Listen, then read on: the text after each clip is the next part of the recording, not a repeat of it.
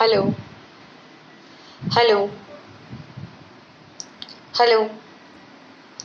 चलिए, तो कल हमने डिस्कस किए थे, सबसे पहले हमने फर्स्ट 1 मार्क्स के इम्पोर्टेंट क्वेश्चंस को डिस्कस किया, फिर हमने 10 मार्क्स के इम्पोर्टेंट क्वेश्चन को डिस्कस किया, और आज हम डिस्कस करेंगे 5 मार्क्स के इम्पोर्टेंट क्वेश्चंस। ठीक है, तो सबसे पहले हम मेडकेम को यहाँ पर डिस्कस करेंगे, मेडकेम के 5 मार्क्स के क्वेश्चंस को डिस्कस करेंगे। ठीक है, हेलो हेलो हेलो। चलिए, तो कल हमने डिस्कस किए थे, सबसे पहले हमने फर्स्ट 1 मार्क्स के इम्पोर्टेंट क्वेश्चंस को डिस्कस किया, फिर हमने 10 मार्क्स के इम्पोर्टेंट क्वेश्चन को डिस्कस किया, और आज हम डिस्कस करेंगे 5 मार्क्स के इम्पोर्टेंट क्वेश्चंस। ठीक है, तो सबसे पहले वो यहाँ पर डिस्कस करेंगे, मेडकेम के 5 मार्क्स के क्वेश्चंस को डिस्कस करेंगे। ठीक है, हेलो हेलो हेलो। चलिए, तो स्टार्ट करते हैं सेक्शन सी 5 मार्क्स क्वेश्चंस। ठीक है,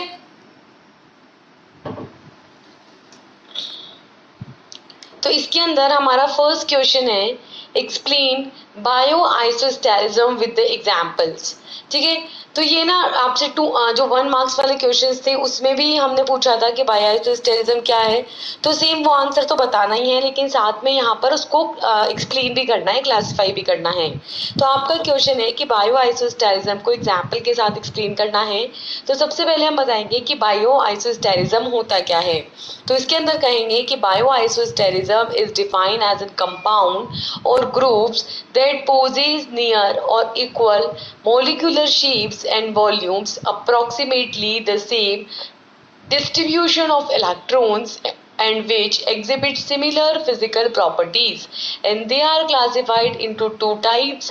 First is the classical biospheres and second is the non-classical bioisospheres. ठीक है, तो बायोआइसोस्टेरिज्म का मतलब है वो कंपाउंड्स या वो ग्रुप्स जिनका जो है मॉलिक्यूलर शेप, ठीक है, मॉलिक्यूलर वॉल्यूम क्या होता है, लगभग सेम होता है, और इसके अंदर इलेक्ट्रॉन्स का डिस्ट्रीब्यूशन भी लगभग सेम होता है, इसकी फिजिकल प्रॉपर्टीज भी लगभग सेम होती है, लेकिन एक डिफरेंट बायोलॉजिकल एक्शन देखने को मिलता है, उसको बोलते हैं बायो आइसोस्टेरिज्म। ये दो टाइप के होते हैं, क्लासिकल एंड नॉन क्लासिकल। ठीक है, क्लासिकल बायो आइसोस्टेरिज्म का मतलब है कि वो कंपाउंड्स, वो एटम्स, ग्रुप्स या मॉलिक्यूल्स, ठीक है, जिनकी शेप और इलेक्ट्रॉनिक कॉन्फ़िगरेशन जो है वो सिमिलर होता है और उनको रिप्लेस किया जा सकता है, वो कहलाते हैं क्लासिकल बायो आइसोस्टेरिज्म। ये जो है डिफरेंट टाइप्स के होते हैं, जैसे कि फर्स्ट है आपकी यूनिवैलेंट, मतलब जिसमें एक वैलेंसी होगी, जैसे कि क्लोरीन और ब्रोमीन। ठीक है, मिथाइल, अमीन, हाइड्रोक्सी और थायो। और सेकेंड होते हैं आपके बाईवैलेंट, जिसके अंदर दो वैलेंसी होंगी, दोनों तरफ से बॉन्ड बना सकते होंगे, तो बाईवैलेंट एटम्स और ग्रुप्स, जिसके अंदर आएगा आपके ईथर और अमीन्स। ठीक है, इसी तरीके से सल्फर और मीथेन। फिर सेकेंड होंगे इसके अंदर अमाइड, एस्टर और थायोएस्टर। थर्ड होते हैं आपके trivalent atoms and groups, जो कि 3 बॉन्ड बनाते हैं, जैसे कि CH और नाइट्रोजन बनाएगा 3, ठीक है। इसी तरीके से फास्फोरस और आर्सेनिक बनाएगा।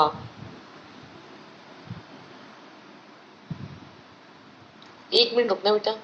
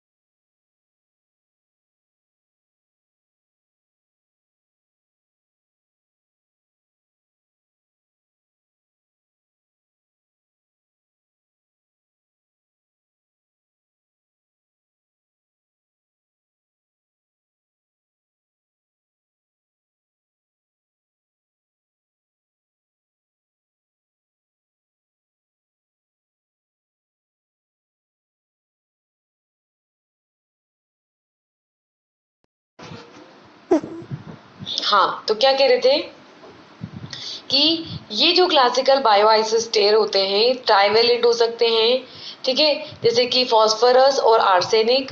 फोर्थ होते हैं आपके टेट्रावेलेंट एटम्स और ग्रुप, जिसकी 4 वैलेंसीज होती है, जैसे कि कार्बन, नाइट्रोजन और फॉस्फोरस। और फिफ्थ होते हैं आपकी रिंग इक्विवेलेंट, जिसके अंदर रिंग जो है उसके अंदर कॉन्फ़िगरेशन में चेंज देखने को मिलता है, ठीक है। अब ये जो क्लासिकल बायोआइसोस्टियर्स होते हैं ये ड्रग डिजाइनिंग के अंदर किस तरीके से रोल प्ले करते हैं, तो फर्स्ट है कि इसके मेजर जो एप्लीकेशंस होते हैं उसमें क्या कर सकते हैं हम सिंपली कि NH2 को यानी कि अमीन को क्या कर सकते हैं CH3 ग्रुप से रिप्लेस करके एक न्यू ड्रग को डिजाइन कर सकते हैं, जैसे कि कार्ब्यूटामाइड, जिसके अंदर इस R पोजीशन पे क्या प्रेजेंट होता है NH2 प्रेजेंट होता है। इस NH2 को हटा करके जब हम यहाँ CH3 लगा देते हैं तो क्या बन जाता है टोल ब्यूटामाइड बन जाता है, ठीक है। इसी तरीके से सेकंड है रिप्लेसमेंट ऑफ हाइड्रोक्सी एंड थायो ग्रुप। तो यहाँ पर जैसे कि आपके ग्वानिन के अंदर क्या होता है OH ग्रुप प्रेजेंट होता है, इस OH ग्रुप को जब हम थायो ग्रुप यानी कि SS से रिप्लेस करते हैं तो क्या बन जाता है थायो ग्वानिन बन जाता है। तो इस तरीके से क्लासिकल बायोआइसोस्टियर बनते हैं।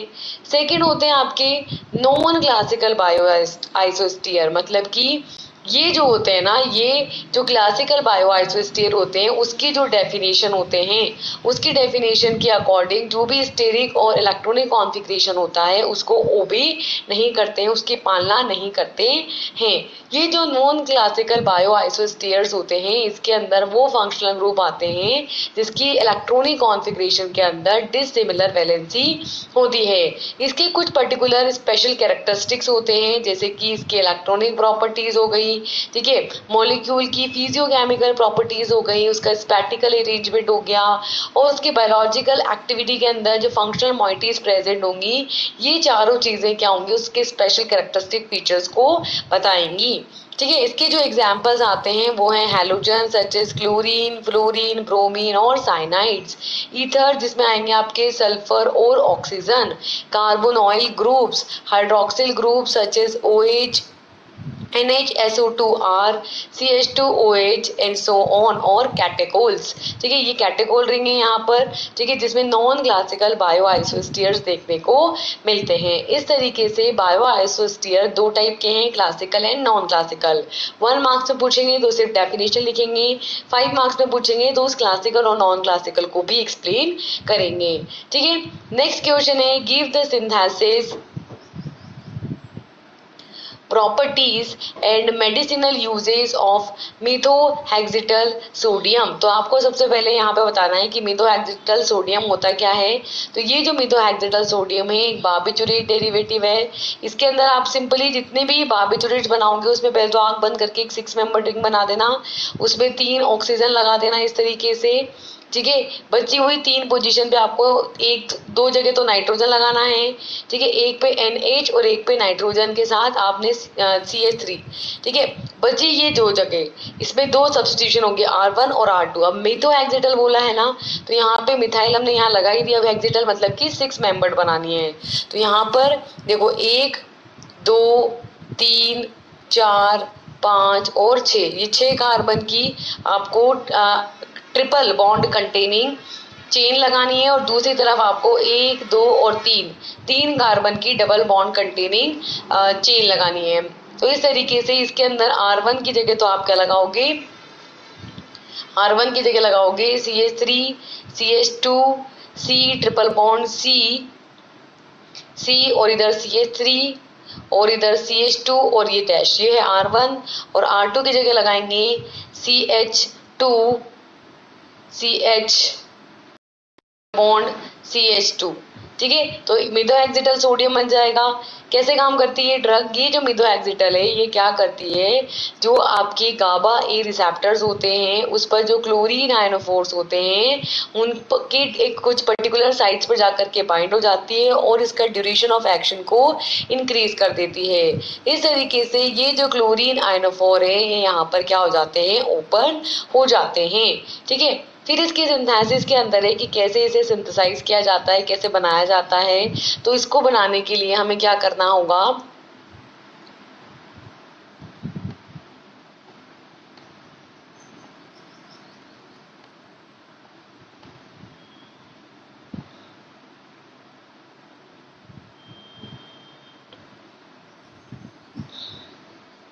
देखो इसको बनाने के लिए हम लेंगे सबसे पहले क्या, 1 ब्यूटेनाइल मैग्नीशियम ब्रोमाइड, ठीक है। इसकी रिएक्शन कराएंगे किसके साथ, CH3CHO यानी कि एसिटल्डिहाइड के साथ in the presence of PCl5। और क्या ये क्या बनाएगा, देखो इसके प्रेजेंस में जब इधर देखो कैसे करते हैं इसको सिंथेसिस को, CH3 CH2 फिर ये C ट्रिपल बॉन्ड C और ये मैग्नीशियम ब्रोमाइड, ठीक है। ये यहाँ पर देखो मैग्नीशियम ब्रोमाइड क्या है, अलग हो जाएगा, ठीक है। Mg+2 Br-, तो ये प्लस प्लस एक रह जाएगा, ये जाएगा यहाँ पे माइनस चार्ज आ जाएगा, ठीक है। अब ये CH3CHO है, इसको कैसे लिख सकते हैं हम, ऐसे लिखेंगे CH3C डबल बॉन्ड OH, ये डिसोशिएट होगा, इस पे माइनस इस पे प्लस। अब ये यहाँ पे क्या है अपने माइनस है ना, तो इससे ये बॉन्ड आके जुड़ेगा, इन दोनों की रिएक्शन होगी और क्या बनेगा आपके CH3 CH2 C triple bond C। अब यहाँ माइनस है, इससे प्लस आके जुड़ा आपके, तो यहाँ पे जुड़ा C, ये O माइनस और ये CH3, ठीक है। और फिर ये जो C है ये आपने इसकी रिएक्शन एक और से कराई है, किसके साथ, PCl5 के साथ, तो वो यहाँ पे इसको एक्सचेंज कर देगा क्लोरीन के साथ। तो यहाँ पे ये ऑक्सीजन हट जाएगा और क्लोरीन आकर के यहाँ पे जुड़ जाएगा, इस ऑक्सीजन की जगह पे क्या होगा, क्लोरीन आकर के जुड़ जाएगा, ठीक है। तो इसकी जगह पे आपके यहाँ पे क्लोरीन आके जुड़ गया, तो क्या बन गया, ये 2-chloro-3-पेंटिनाइल। अब इसकी रिएक्शन किसके साथ कराएंगे, सोडियम इथेनोएट के साथ, यानी कि C2H5ONa के साथ इसकी रिएक्शन होगी और इसके अंदर आपके इथाइल 2-आइसोसाइनो एसीटेट आकर के जुड़ेगा, ठीक है। तो इसमें क्या होगा, देखो ये आप देख सकते हैं कि ये तो रहा तुम्हारा CH3, ये CH2, ये C ट्रिपल बॉन्ड C, फिर ये C जिसे क्लोरीन जुड़ा हुआ था पहले, और ये CH3। तो यहाँ पे तो ये वाला है, ठीक है। और इस वाले से ये जो H+ है, यहाँ से H+ और यहाँ से HCl, ठीक है, यहाँ से H हटेगा और ये जो इथाइल आइसोसाइनेट है, ठीक है, ये यहाँ पर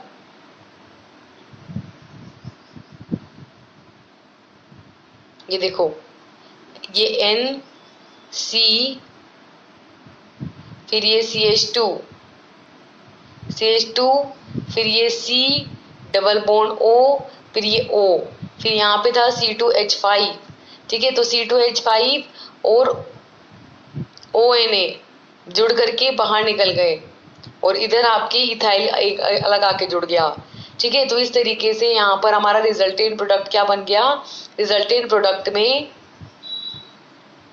आई बात समझ में क्या हुआ। यहाँ पे देखो ये वाला एक तो 3 क्लोरो 2 पेंटिनाइल जो कि इधर रहा ये वाला, ठीक है। और ये जो है इथाइल 2 आइसोसाइनेट एसीटेट, ये रहा आइसोसाइनेट, और इसका ये इथाइल इधर आके जुड़ जाएगा। तो इस तरीके से क्या बन जाएगा, हेक्सेनाइल 2 आइल 2 साइनो ब्यूटेनॉइड बन गया, ठीक है। अब इसके अंदर 3 ब्रोमो प्रोपेन 1 ईन आके जुड़ेगा। तो ये आपका रहा यहाँ पे, ये जो डबल बॉन्ड डिसोशिएट होगा, एक प्लस इधर माइनस, ठीक है। इससे ये जो क्लोरीन जुड़ा हुआ था जहाँ से, ठीक है, ये CH3 इधर आ गया, और ये यहाँ पे जो है ये H+ हटेगा, HBr अलग निकल जाएगा, और 1 2 3 कार्बन है। तो यहाँ पे ये 1 2 और ये 3 ये जुड़ गया इससे आकर के, और ये आपका बन जाएगा 3 मिथाइल हेप्ट 4 आइन 3 आइल 2 साइनोपेंटेन 4 इथेनोएट, ठीक है। अब इससे जब N मिथाइल यूरिया आकर के आपके जुड़ेगा, मतलब यूरिया ये इसमें से मिथाइल जुड़ा हुआ है इसलिए N मिथाइल यूरिया इसका नाम हो गया। तो फाइनली आपके मेथोहेक्सिटल सोडियम दैट मींस 5 पोजीशन पे हेक्स 3 आइन 2 आइल 1 मिथाइल 5 प्रोप 2 इन 1 आइल 1 3 डाई बेंजाडाइजीन 246 ट्राईओन बन जाएगा, ठीक है। ये आपका रिजल्टेंट प्रोडक्ट बन जाएगा मेथोहेक्सिटल सोडियम, ठीक है। इस तरीके से ये जो मेथोहेक्सिटल सोडियम है इसको प्राइमरली यूज किया जाता है किसके लिए, एनेस्थीसिया इंड्यूस करने के लिए, और जनरली ये यहाँ पर एज ए सोडियम सॉल्ट के फॉर्म में यानी कि मेथोहेक्सिटल सोडियम की फॉर्म में दिया जाता है। ये क्या करता है, नींद लाता है, सेडेशन करता है, जनरल काम करता है, सर्जिकल और डिफरेंट डेंटल प्रोसीजर्स के लिए यूज किया जाता है। बार्बिटूरेट्स के अलावा अदर इसको भी यूज किया, बार्बिटूरेट्स के अंदर इसको यूज किया जाता है। ये जो मेथोहेक्सिटोल है क्या करते हैं, थ्रेशोल्ड के सीजर्स के थ्रेशोल्ड वैल्यू को कम करते हैं, और यहाँ पर इसको क्या बनाते हैं, यूजफुल बनाते हैं। मतलब कि जब इसको इलेक्ट्रोकन्वर्सिव थेरेपी यानी कि ECT इलेक्ट्रोकन्वर्सिव थेरेपी के लिए दिया जाता है, तब यहाँ पर ये एनेस्थेटिक का काम करता है, ठीक है। नेक्स्ट आपको यहाँ पर बताना है कि जनरल एनेस्थेटिक क्या होते हैं, किस तरीके से काम करते हैं। Next is the discuss the mechanism of action of general anaesthetics. General anaesthetics के मैकेनिज्म ऑफ एक्शन को हमें यहाँ पर डिस्कस करना है। तो इसका मतलब ये नहीं कि सिर्फ जनरल एनेस्थेटिक का मैकेनिज्म ऑफ एक्शन बता दो, पहले ये बताओ कि जनरल एनेस्थेटिक्स क्या होते हैं और फिर उसके मैकेनिज्म ऑफ एक्शन की बात करो, ठीक है। तो सबसे पहले जनरल एनेस्थेटिक क्या होते हैं कि डिफरेंट सर्जिकल ऑपरेशंस परफॉर्म करने के लिए, ठीक है, जो है जनरल एनेस्थेटिक्स दिए जाते हैं जो एक ऐसी स्टेट लेकर के आते हैं जिसके अंदर जो सेंसेशन है, कॉन्शियसनेस है, वो पूरी तरीके से यहाँ पर खत्म हो जाती है, और इसका मतलब है कि यहाँ पे अनकॉन्शियसनेस स्टेट हमको मिलती है। ये वो स्टेट है जिसके थ्रू जो हमारे ड्रग्स हैं उनको यूज किया जा सकता है, अचीव किया जा सकता है, और ये यहाँ पर अनकॉन्शियसनेस प्रोड्यूस करती है। ऐसी ड्रग्स को जनरल एनेस्थेटिक्स बोला जाता है। ये जो ड्रग्स होती हैं, मतलब जनरल एनेस्थेटिक्स वो ड्रग्स हैं जो कि क्या करती हैं, अनकॉन्शियसनेस प्रोड्यूस करती है, ठीक है। ये वो ड्रग्स होती हैं जो कि CNS यानी सेंट्रल नर्वस सिस्टम को डिप्रेस कर देती है, और इस तरीके से करती है कि जिसका पेन है, पेन सेंसिटिविटी है वो पूरी तरीके से खत्म हो जाती है, और कॉन्शियसनेस जो है वो चली जाती है। ये जो ड्रग्स होते हैं ये क्या करते हैं, इम्पल्स ट्रांसमिशन को ब्लॉक कर देते हैं, और ब्रेन के स्पेसिफिक रीजन से जो नर्व्स के थ्रू जो इम्पल्स निकलते हैं उनको ब्लॉक कर देते हैं, जिसकी वजह से पेन सेंसेशन नहीं होता है, कॉन्शियसनेस चली जाती है। ये जो जनरल एनेस्थेटिक्स होते हैं इन्हें या तो इनहेलेशन रूट के थ्रू यानी इनहेल किया जाता है, या इंट्रावीनस इंजेक्शन के थ्रू IV रूट के थ्रू दिया जाता है। ये जो जनरल एनेस्थेटिक्स होते हैं स्ट्रक्चरली नॉन स्पेसिफिक होते हैं, ठीक है। फिर हम बात करें इसके मैकेनिज्म ऑफ एक्शन की कि कैसे ये काम करते हैं, तो बेसिकली जो जनरल एनेस्थेटिक्स होते हैं वो लिगेंड गेटेड आयन चैनल्स जो हैं इसके मेजर टारगेट होते हैं जनरल एनेस्थेटिक एक्शन के लिए।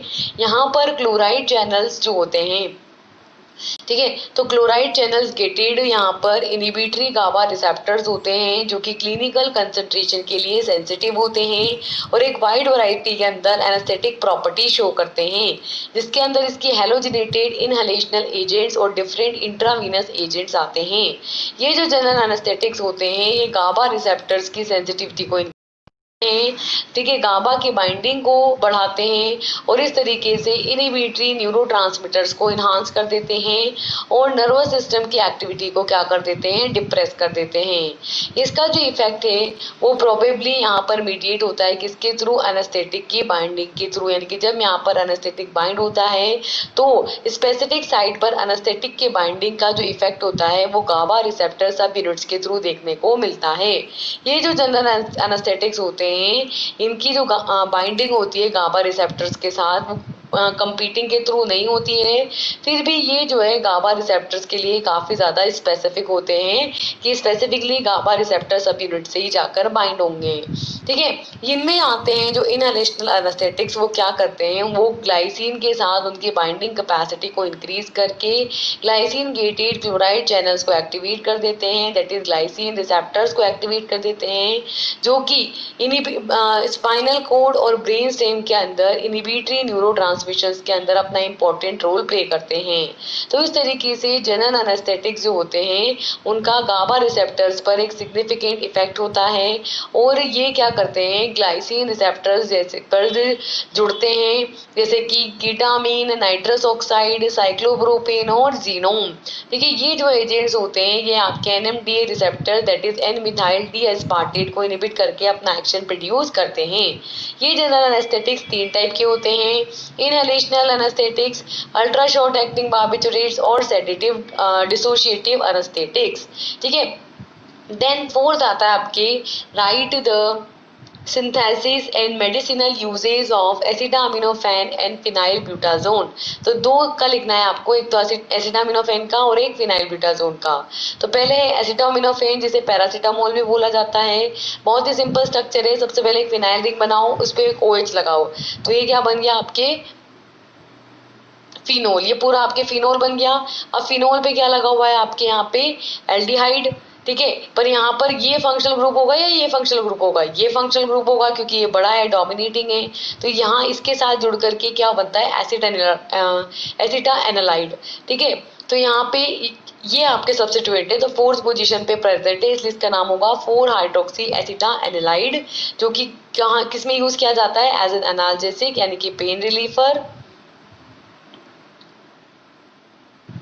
की तरह यूज किया जाता है। एंटीपायरेटिक, एंटी यानी अपोजिट, पायरेटिक मतलब कि टेम्परेचर इंक्रीज, तो ये क्या करता है, टेम्परेचर को डिक्रीज कर देता है। ओपियोइड्स के साथ कॉम्बिनेशन में से दिया जाता है और ये सीवियर पेन जैसे कि कैंसर पेन के अंदर यूजफुल होता है।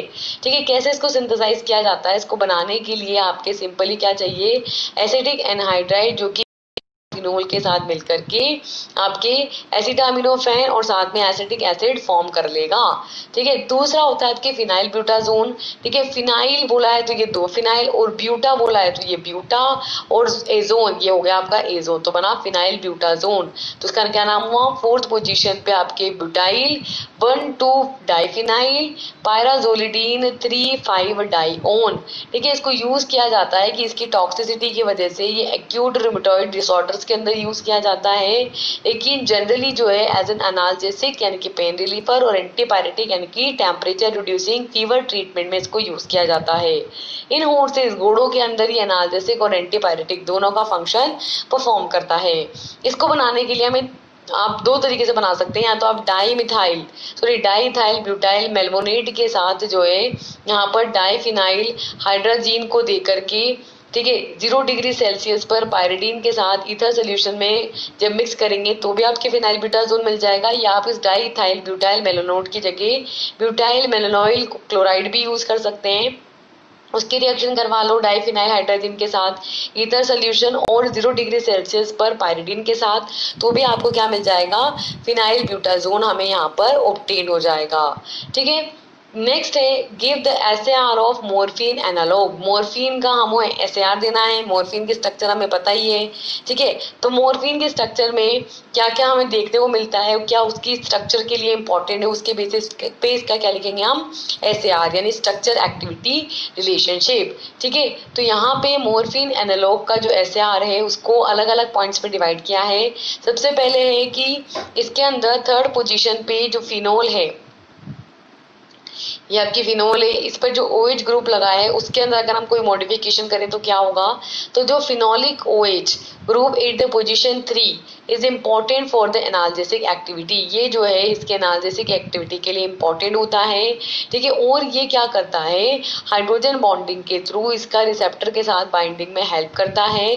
और अगर हम इस OH ग्रुप को चेंज कर दें तो इसकी एनाल्जेसिक एक्टिविटी यहाँ पर चेंज हो जाएगी, ठीक है। सेकेंड, जब यहाँ पे हम इसका एसिटाइलेशन या मिथाइलेशन करते हैं तो भी इसकी एक्टिविटी जो है वो चेंज हो जाती है। फॉर एन एग्जाम्पल यहाँ पर मॉर्फिन के केस में क्या देखने को मिलता है, OH, और कोडीन के केस में क्या देखने को मिलता है, OCH3। तो जब यहाँ पर हम इसका क्या करते हैं, मिथाइलेशन, ठीक है, तो मिथाइलेशन से हमें कोडीन मिलता है जिसकी एनाल्जेसिक एक्टिविटी मॉर्फिन के कंपैरिजन में क्या होती है, 1/10 होती है। सेकेंड है कि जैसे आपने ये इधर आपके इधर कर दिया तो ये बन गया इथाइल मॉर्फिन। ये तो मिथाइल करा था, मिथाइल करा था तो कोडीन बन गया। अब अगर इथाइल करोगे तो क्या बनेगा, इथाइल मॉर्फिन। तो अगर आप यहाँ करोगे तो इथाइल मॉर्फिन बनेगा जो कि कोडीन के कंपैरिजन में लेस इफेक्टिव होता है। थर्ड है एसिटाइलेशन, ठीक है। अगर आप मॉर्फिन का एसिटाइलेशन करोगे तो डायमॉर्फिन मिलेगा, यानी कि दो मॉर्फिन आपस में जुड़ जाएंगे, डायमॉर्फिन मिलेगा। इसमें इधर भी आपके एसिटाइल है और इधर भी एसिटाइल है जो कि बहुत ही ज्यादा एडिटिव है और ये जो है मॉर्फिन के कंपैरिजन में 2 टाइम ज्यादा एक्टिव होता है, ठीक है। ये है आपका डायमॉर्फिन। सेकेंड है कि अगर आपके यहाँ पर 6 पोजीशन वाला जो OH है उसमें अगर आप कोई मॉडिफिकेशन करें तो क्या होगा कि जो अल्कोहलिक ग्रुप प्रेजेंट है 6 पोजीशन पे मॉर्फिन में, उसको हम यहाँ पे चेंज करके मॉडिफाइड करके एक्टिव डेरिवेटिव्स यहाँ पे बना सकते हैं, जैसे कि इट्रोकोडीन और मॉर्फिनोन जो कि मॉर्फिन के कंपैरिजन में ज्यादा एक्टिव होते हैं। थर्ड है modification of the double bond at the position 7th and 8th, ठीक है। तो यहाँ पर ये जो इस डबल बॉन्ड की बात हो रही है तो अगर ये प्रेजेंट है, ठीक है, तो it is not essential for the analgesic activity. Present है या नहीं है उससे एनाल्जेसिक एक्टिविटी पर कोई इफेक्ट नहीं पड़ेगा। अगर हम इसको रिमूव कर दें तो इसके ड्यूरेशन ऑफ एक्शन रिड्यूस हो जाएगा, इसकी एक्टिविटी इंक्रीज हो जाएगी, लेकिन इसकी एनाल्जेसिक एक्टिविटी स्टिल देखने को मिलेगी।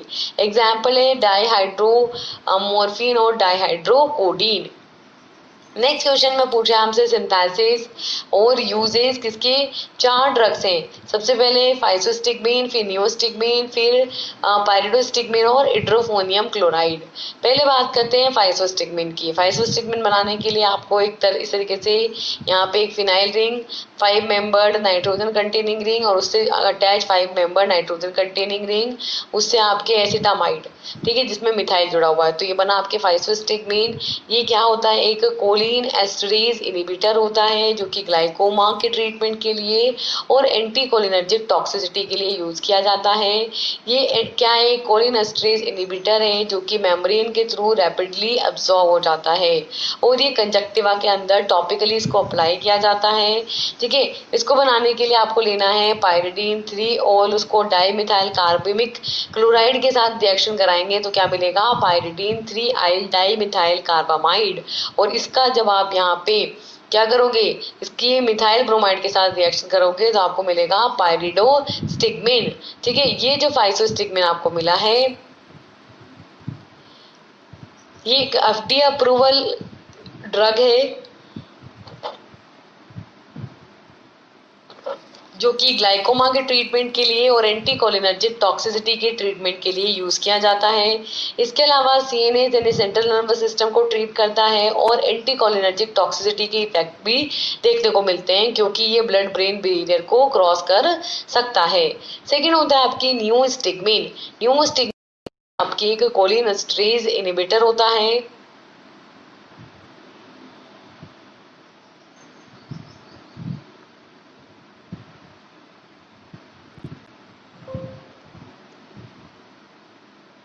एक सेकंड रुकना बेटा, है ना।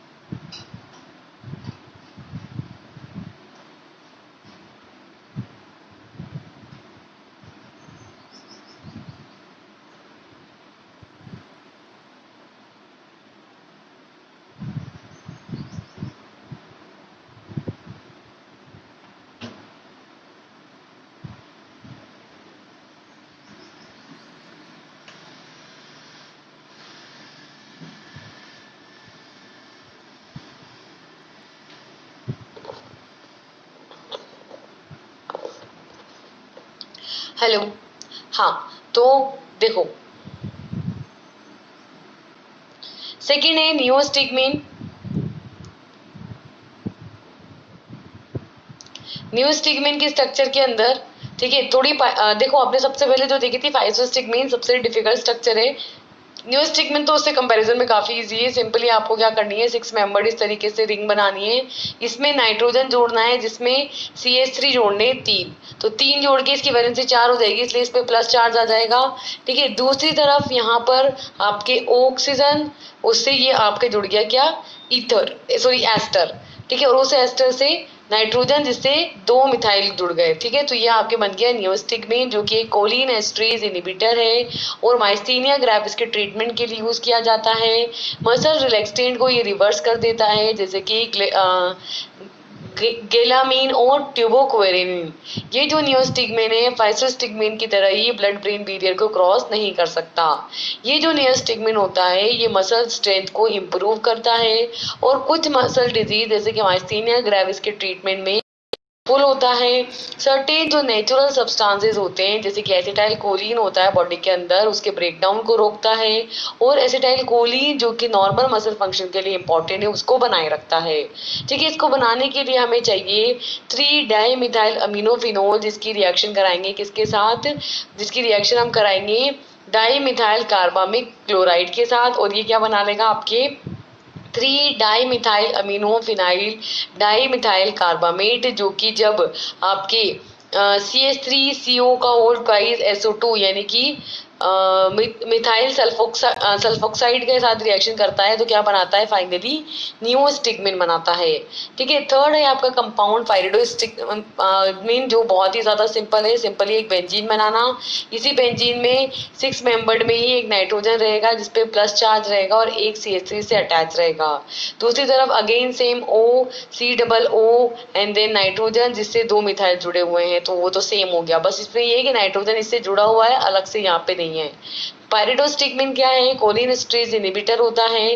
माइस्थीनिया ग्रेविस के सिम्टम्स के ट्रीटमेंट में यूज किया जाता है, कॉन्जेनाइटल माइस्थीनिया सिंड्रोम्स में यूज किया जाता है, और नॉन डीपोलराइजिंग मसल रिलैक्सेंट होता है, जो कि न्यूरोमस्कुलर ब्लॉकेज को रिवर्स कर देता है। ये ब्रांड नेम मेस्टिनोन और नॉन नेग्नोल के नाम से आता है। यूजेस की बात करें तो ये जो पायरिडोस्टिग्मीन है ये क्या करता है, मसल स्ट्रेंथ को इम्प्रूव करता है, और माइस्थीनिया ग्रेविस में यूज किया जाता है। सर्टेन नेचुरल सब्सटेंस जैसे कि एसिटाइल कोलिन के ब्रेकडाउन को रोकता है। इस तरीके से नॉर्मल मसल फंक्शन के लिए नीडेड होता है, इंपॉर्टेंट होता है। ठीक है, नेक्स्ट यहाँ पे जैसे आपके ड्रग है पायरिडीन 3-ऑल, जो कि डाइमिथाइल कार्बामिक क्लोराइड के साथ जुड़ करके पायरिडीन 3-आइल डाइमिथाइल कार्बामेट बनाता है, और अगेन ये जब मिथाइल ब्रोमाइड के साथ रिएक्शन करेगा तो फाइनली आपके पायरिडोस्टिग्मीन यहाँ पर मिलेगा। फोर्थ कंपाउंड है आपका इड्रोफोनियम। ठीक है, इड्रोफोनियम क्लोराइड की बात करें तो इसमें सिंपली बहुत ही सिंपल स्ट्रक्चर है इसकी। एक तो 6 मेंबर्ड आपको बेंजीन रिंग बनानी है। ठीक है, इससे नाइट्रोजन, इससे एक मिथाइल, दूसरा मिथाइल, तीसरा मिथाइल नहीं, तीसरा इथाइल यानी कि C2H5, और फिर अगेन प्लस चार्ज, और यहाँ पे एक छोड़ करके फिर ये OH। ठीक है, तो क्या बना, इड्रोफोनियम क्लोराइड। ये जो है इड्रोफोनियम जो है क्लोराइड सॉल्ट का, मतलब क्लोरीन सॉल्ट के फॉर्म में, प्लस चार्ज है ना तो Cl- क्लोरीन सॉल्ट के फॉर्म में आता है।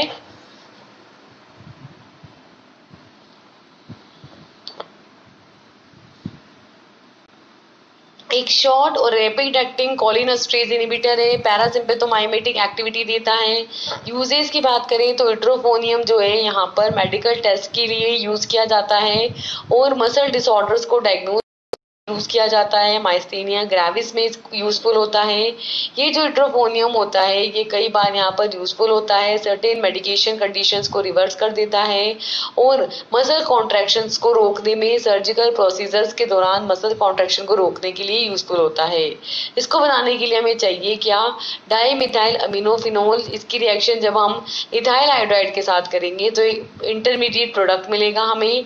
ठीक है, जिसमें ये आपकी ये जो I- से ये अलग हो करके ये C2H5 यहाँ पे से आकर के जुड़ जाएगा, पॉजिटिव चार्ज लग जाएगा, और जब ये हाइड्रोक्लोरिक एसिड के प्रेजेंस में इसका हाइड्रोलाइसिस होगा, ठीक है, तो यहाँ पे आपके क्या होगा,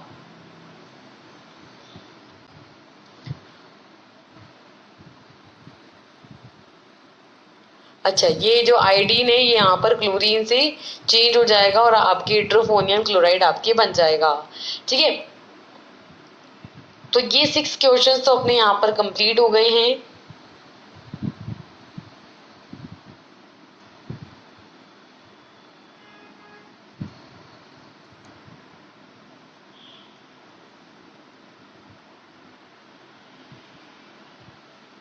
अच्छा, लास्ट ही है ये, ठीक है। एक ही क्वेश्चन बचा है, उसको भी करा देते हैं फिर तो। लास्ट क्वेश्चन रहता है अपने बीटा ब्लॉकर्स का एसएआर बताना है, बहुत ही इजी है ये तो। ठीक है, बीटा ब्लॉकर्स का एसएआर, बीटा ब्लॉकर्स की स्ट्रक्चर हमने पहले भी डिस्कस करी है। 10 मार्क्स, अच्छा इसको डिस्कस करने की वैसे जरूरत नहीं है, मैंने 10 मार्क्स वाला कराया ना आपको, उसके अंदर बीटा ब्लॉकर्स का एसएआर भी कराया है। सेम वही चीजें हैं, कुछ भी डिफरेंट नहीं है इसके अंदर, सेम वही 11 पॉइंट्स है जो हम वहां पर कराए हैं 10 मार्क्स वाले के अंदर। ठीक है, तो ये आपके कंप्लीट हुआ 5 मार्क्स वाले इंपॉर्टेंट क्वेश्चंस। ठीक है, तो ये तो अपना फर्स्ट मॉडल पेपर हो गया है मेडकेम का। फुल स्क्रीन कैसे नहीं दिख रही है?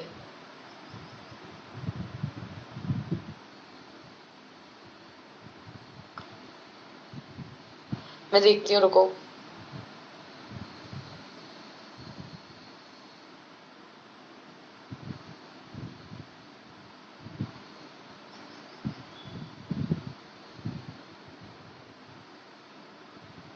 डिफरेंट नहीं है इसके अंदर, सेम वही 11 पॉइंट्स है जो हम वहां पर कराए हैं 10 मार्क्स वाले के अंदर। ठीक है, तो ये आपके कंप्लीट हुआ 5 मार्क्स वाले इंपॉर्टेंट क्वेश्चंस। ठीक है, तो ये तो अपना फर्स्ट मॉडल पेपर हो गया है मेडकेम का। अब है ना नेक्स्ट अपन, कैसे नहीं दिख रही है? कल से अपन फिजिकल का कर लेंगे एक मॉडल पेपर डिस्कस। ठीक है, और बताओ तुम कुछ अलग कराना हो तो। क्या हो गया आज, वेडनेसडे या थर्सडे? वेडनेसडे हुआ है ना अभी तो। 3 दिन है, कोशिश रहेगी कि 3 दिन में मैं फिजिकल का एक और मॉडल पेपर करा देती हूँ तुम लोगों को। ठीक है, फिर देखते हैं क्या आगे से इंफॉर्मेशन आती है, उसके अकॉर्डिंग फिर आगे देखेंगे। तुम्हारी कोई और इच्छा हो तो तुम बताओ।